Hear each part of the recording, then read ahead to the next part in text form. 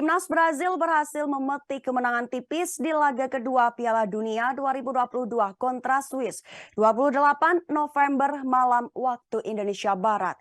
Meski begitu, penampilan Brazil saat melawan Swiss sedikit berbeda dibanding laga pertama melawan Serbia.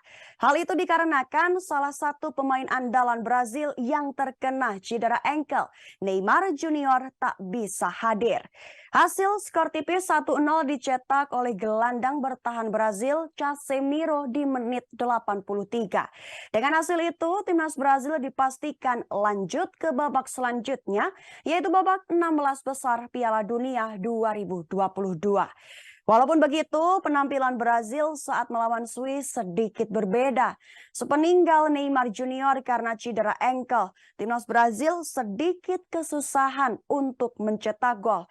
Bersama Neymar Junior, timnas Brazil menang dengan skor 2-0 kalah kontra Serbia pada 25 November 2022 lalu. Di pertandingan itu, timnas Brazil melakukan serangan lebih ofensif ketimbang laga kontra Swiss 28 November 2022 kemarin malam.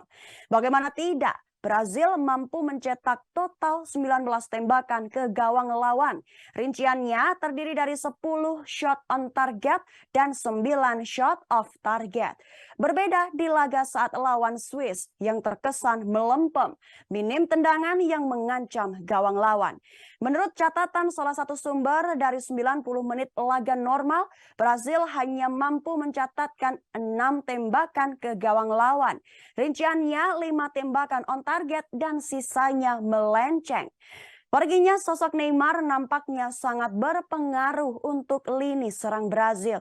Neymar memang tidak ditempatkan menjadi penyerang utama, tapi posisinya sebagai gelandang serang memiliki kemampuan mengalirkan bola dan membuka peluang melalui tembakan.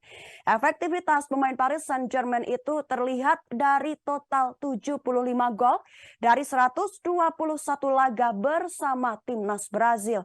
Dan dengan hasil kemenangan itu, timnas Brazil berhasil memijakkan kakinya di babak 16 besar. Sedangkan Neymar masih harus dirundung cedera ankle yang didapat di partai pertama melawan Serbia. Ketika Brazil berlaga di 16 besar, level tim yang dihadapi akan runyam dari fase grup.